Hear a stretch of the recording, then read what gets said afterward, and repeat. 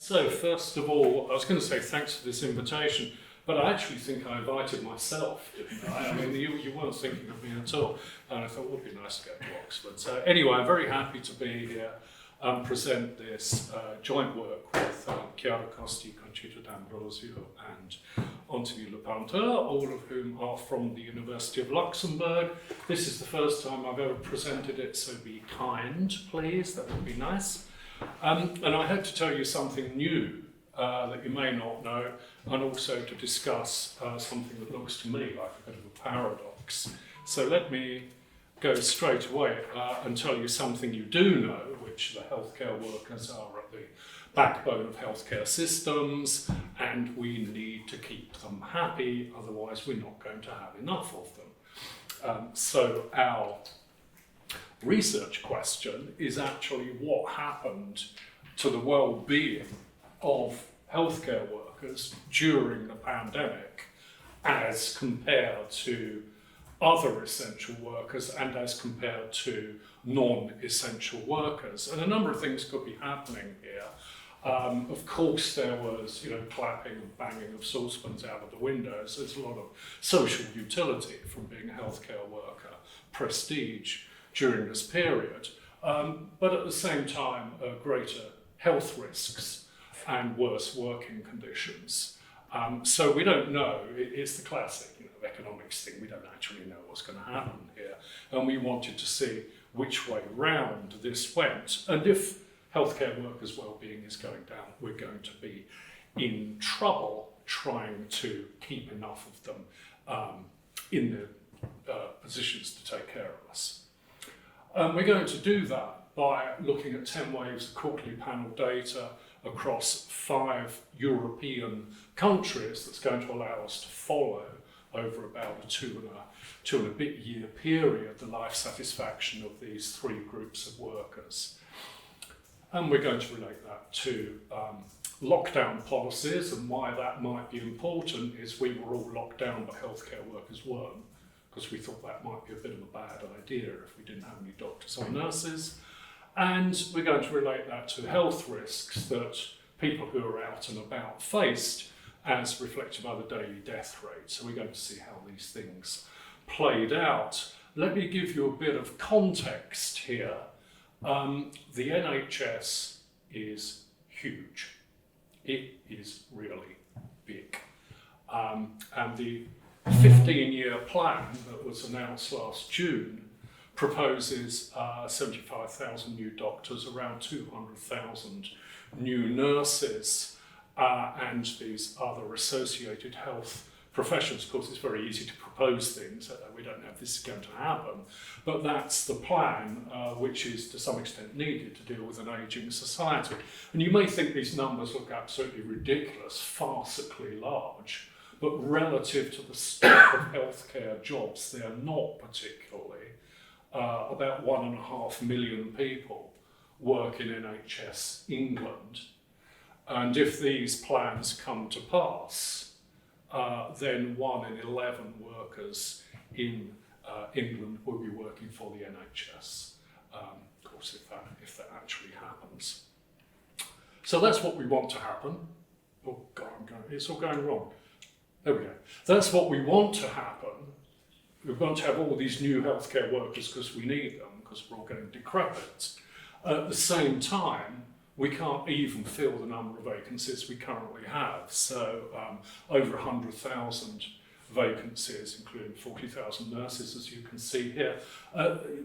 These are sort of vacancies. Some of them are actually filled, but by agency workers, by temp workers. They're not being filled by permanent workers, and a number of these vacancies reflect long-run absences, long-run sickness. But even so, this is the number of people we would like to actually have now in order to fill current requirements for the NHS, and never mind these new 750,000.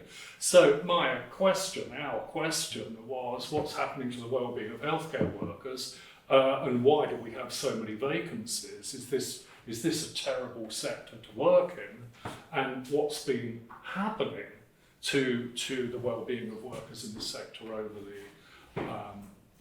over the pandemic.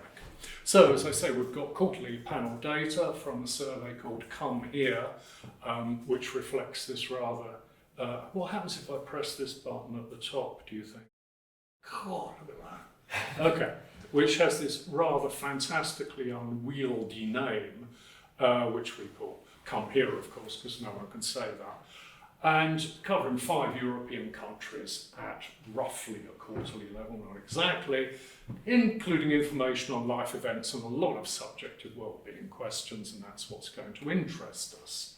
We've got 10 waves. There's fairly substantial attrition, but I'm going to come back to that. Here are our 2 key variables at the individual level.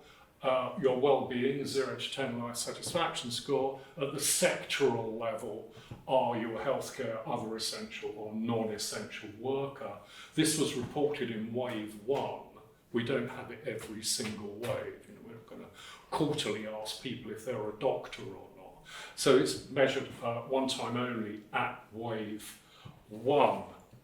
That's the individual level variables. What we might think of as the aggregate level variables are locally produced.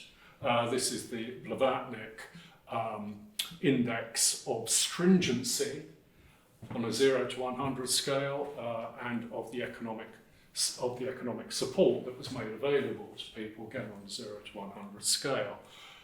Notice that these are aggregate, but they do actually vary from one individual to the other, because they are measured as an average of 2 weeks, over an average of 2 weeks prior to the interview date. So if I'm interviewed one day after you, I've got a different value of the stringency index, potentially different value of the ESI. We also look at pandemic severity. Well, in some sense, why not, when you're looking at healthcare workers? But also, because these stringency and economic support indices don't come out of nowhere, they don't vary randomly, they reflect the spread of the pandemic. So if I want to separate the effect of policy from the effect of the underlying pandemic that caused that policy, I want to control for both of these at the same time. Okay. So I've got about 8% healthcare workers, and 1/3 of the sample are other essential workers, and the rest of them are non-essential. Okay, I think here's the right, here we go. 2 important things to say here is that I'm going to drop anyone who changed their job after wave 1. So these are people who are healthcare workers, whatever, at wave 1 and continue to be so. So I haven't got any messing around with people switching from one sector to another. I don't know how much churning there actually was during the pandemic, but post-pandemic, the great resignation and so on and so on. There's been quite a lot of movement in 2021-22. That's the first thing to say. Second thing to say is that there is attrition, there's substantial attrition, but the analysis of that attrition shows that it's the same across sectors. It's the similar level. So we're not necessarily getting too much in the way of problems of composition. Okay, we're going to run regressions because of course we are. We've got life satisfaction, IJT, so individual country J time T, as a function of the pandemic and as a function of being an essential worker, and then essential worker being other essential and healthcare, 2 separate dummies. And then the interaction between the two to see if the pandemic variables, death rate, lockdown, so on, affected individuals differently according to the sector in which they worked. We're going to control for some X's because people are different. Healthcare workers are different from the rest of the population, so there is potential confounding. Healthcare work is a little bit more female than it is than other sectors, and we wouldn't want to muddy the waters by confounding healthcare workers with sex. For example, age is another one. Okay, anything else to say? Nope. We do run some fixed effects version of these as well, and of course in the fixed effect we can't identify the effect of being a healthcare worker, because that's multicollinear with the individual fixed effect. People don't change sector by sample construction. Okay, good news. Always want some good news. Healthcare workers are happier than other workers. They have higher levels of life satisfaction. That was true at the beginning of the pandemic. It continues to be true during the pandemic, with some perhaps evidence of a narrowing of that gap over time as we get to the end of 2022. So that is super good news. The gap is about 0.4, 0.5 of a point at the beginning, then narrowing slightly. So these are actually quite large numbers. This is around 20-25% the standard deviation. So you don't have pre-pandemic numbers, so you don't know if they were happier beforehand. Good, Greg. If we go, we worked this out beforehand. If we go to data on life satisfaction by sector pre-pandemic, of course we can't do it with come here, that only came into being with the pandemic, we find exactly the same kind of gaps. So in the SOEP from 2009 onwards, this gap is around 0.2, 0.3 of a point on a 0 to 10 scale. In the UK HLS, it's a bit smaller. That's because life satisfaction is on a 1 to 7 scale. So if you rescale this would actually look pretty similar. So it was ever thus. Healthcare workers are happier than the rest of us. Okay. You've got this rather, God damn it, my clicker has buttons in the other directions. This is killing me. We do have this rather surprising finding that well-being actually rose over the course of the pandemic relative to April 2020. Why is that? And what can be happening there? And the answer is differential pandemic policies. So this is taking April 2020 as the baseline. You've got that rise in well-being shown by the unbroken line. If you control for things like lockdown, if you control for the death rate, you'll bring that well-being fluctuation over time down to something that looks a great deal like seasonality, with people being happier in June and August and less happy in other months. So it looks like this perhaps surprising finding of greater well-being during the pandemic, as opposed to its beginning, is due to less stringent lockdown and at some point falling death rates as well. Okay, why are healthcare workers more satisfied then? What's going on? How can we explain all this? And to be completely clear with you, we actually can't. So the raw difference, he said, trying to move the cursor, is 0.165. Why is that different from the 0.3 figure in the graph? Because these are standardized regressions, and you all remember from the descriptive statistics, the standard deviation is 2. So we're dividing the gap by 0.3 over 2, which is about 0.15. So 0.165, we chuck in these pandemic controls, makes no difference. We put in individual controls and it makes no difference.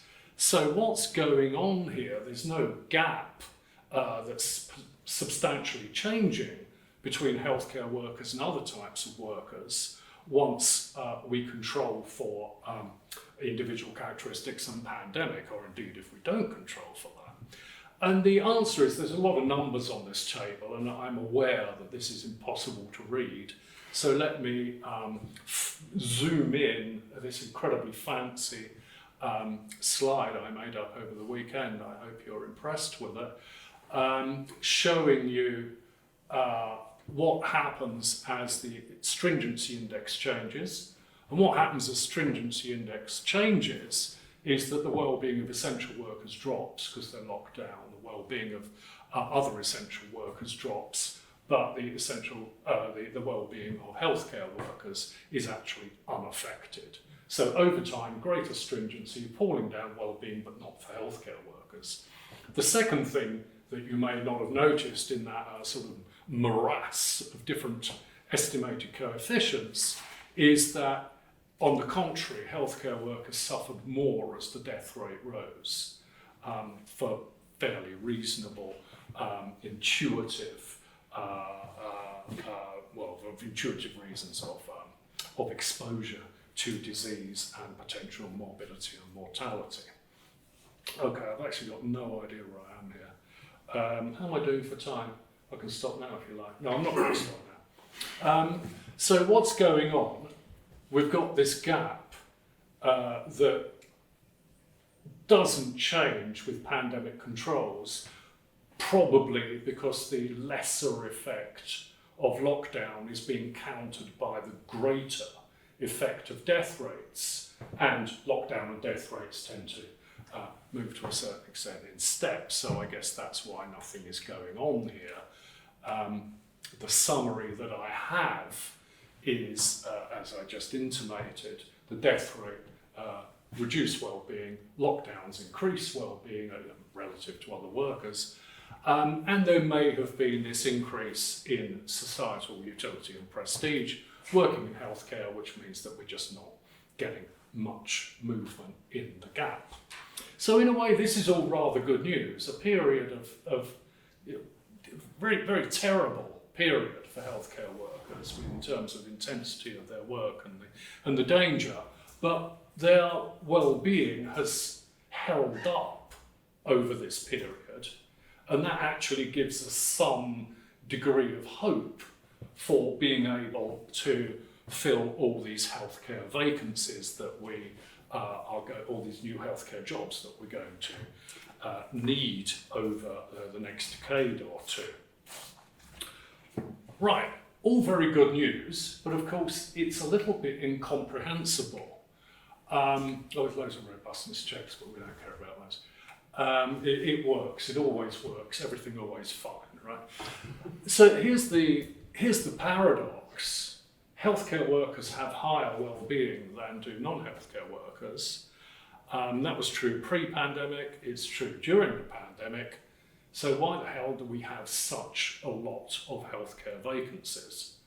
What is going on here? These are in some sense satisfying jobs, but we have huge vacancies in terms of huge labour shortage in terms of getting people to do them. So here are two ideas I had. The first of which is that we know satisfaction predicts quits, it predicts job end. Maybe that relationship doesn't work, so it doesn't work in the same way according to sector. Maybe there's more quitting, less quitting in the healthcare worker sector.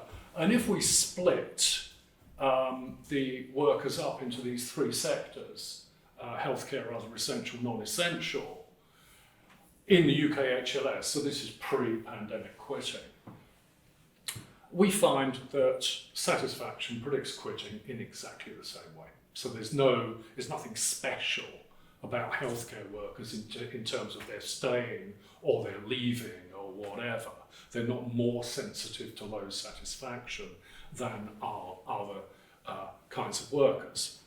And that is this finding that we have in the SLEP as well over the same period, 2009 to 2020. Why am I concentrating on this period? Because UK HLS only started in 2009, so we've got a sort of matched period in terms of time. And here this is not a typo, it's exactly the same estimated coefficient across the three sectors. So there's nothing different in terms of healthcare workers regarding retention on the job.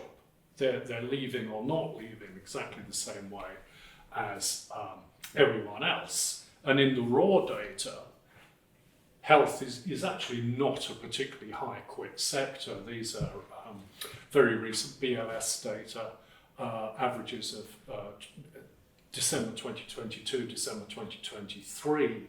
And you can see with these rather crappy red arrows I put in that the healthcare sector is not high quit, it's medium quit sector. And that's also the case in the UK. These are quit rates calculated from the UK HLS, and in Germany there is some evidence of a slightly higher quit rate within healthcare work, of healthcare workers, now you got me, from the job of people who had a job in the healthcare sector and they left that job. We don't know where they went, we do know where they went, but he didn't calculate it. Right, so retention is not particularly an issue, and I'm going to finish on this. Maybe there is an issue of attraction or indeed selection of healthcare workers. One idea is that, this is a very old idea actually, is that individuals match to jobs according to their preferences, according to their values, and people who match into healthcare jobs may be more pro-social, and we know that pro-social people are nicer people and happier people. So why do we have all these vacancies? Well, either there aren't enough people who are pro-social. We kind of ran out of pro-social people, and therefore we can't fill healthcare vacancies. Or there are enough pro-social people, caricaturing slightly, there are enough pro-social people, but they can't get into those jobs. There are barriers to entry. And the barriers to entry, to a certain extent, we're kind of glad they're there. We don't want just anyone turning up and saying, hey, I'm a surgeon, I can do that, let me in. But a lot of these other kinds of jobs are perhaps easier to get into. And there is an issue here of the international recognition of qualifications that isn't always particularly streamlined. Okay, I say that's the last slide. That's actually a lie, by the way. So given this lack of, or relative lack of pro-social people, what can we do about that? We need to some extent make healthcare workers nicer on other dimensions, and I'm giving you a quote here from Vivek Murthy, the US Surgeon General, from the New England Journal of Medicine 2 years ago now, because we're just 2024. So addressing well-being, valuing and protecting health workers in this very specific US context of health insurance. But you get the idea here that somehow we need to make these jobs nicer if people just don't go and do them out of the goodness of their heart, or there are not enough people who want to do that. So that's the second possible explanation. It's not retention, it's attraction. And either these jobs are attractive and people not being able to do them through barriers to entry, or these jobs are just not attractive. Not attractive to people who are less pro-social. And that's going to be increasingly an issue if this trend, and I should emphasise that these are quite small samples by the end, of this trend of a falling healthcare worker gap continues post-pandemic, and that's what we don't know at the moment. What's going to be happening to healthcare workers in 2023 and 2024, but that's going to entirely inform the way in which healthcare jobs need to be presented to the labour force. Okay, and I think that is absolutely it. So thank you very much for listening to me. I hope I didn't go too much over time.